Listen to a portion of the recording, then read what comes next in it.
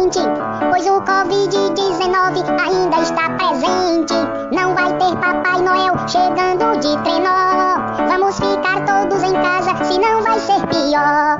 Vamos esperar pro ano que vem, aí a gente bate o sino de Belém.